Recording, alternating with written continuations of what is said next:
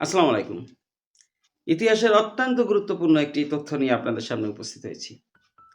আজকে আমি এমন একজন ব্যক্তির কথা বলবো, যিনি একই সাথে এই ভারত স্বাধীনতা আন্দোলনের বিখ্যাত দুটি দল, জাতীয় কংগ্রেসের সাধারণ সম্পাদক হিসেবে দায়িত্ব পালন করেছেন এবং নিখিল ভারত মুসলিম লীগের সভাপতি হিসেবে দায়িত্ব পালন করেছিলেন দুটি জাতিকে একত্রিত করার জন্য।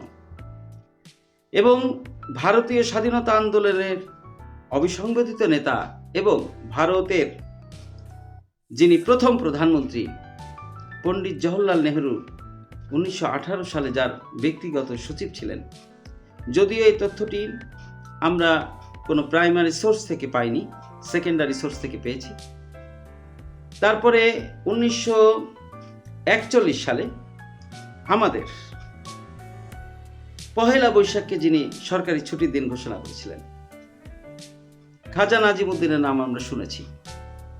হাইকোর্ট প্রাঙ্গণের পাশে কিন্তু তিন নেতার মাজারের একজন যিনি শুয়ে আছেন, খাজা নাজিমুদ্দিন, যিনি পূর্ব বাংলার মুখ্যমন্ত্রী ছিলেন, অল পাকিস্তানের প্রধানমন্ত্রী ছিলেন এবং গভর্নর জেনারেল ছিলেন।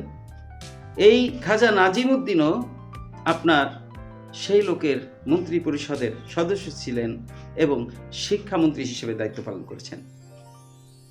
আপনারা ভাবছেন আমি মহাত্মা গান্ধী অথবা জওহরলাল নেহরু সাহেবের মহাত্মা গান্ধী অথবা কায়েদ আজম মোহাম্মদ আলী জিন্নাহর কথা বলছি না।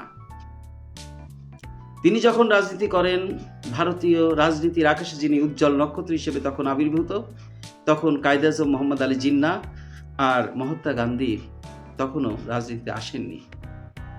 আমি বলছি, এ মাটিতে জন্মগ্রহণ করা আমাদের সন্তান 1873 সালে 26শে অক্টোবর যিনি বরিশালের চাকারে জন্মগ্রহণ করেন, যাকে সারা পৃথিবীর মানুষ চেনে শেরে বাংলা হিসেবে, আমি তার কথা বলছি।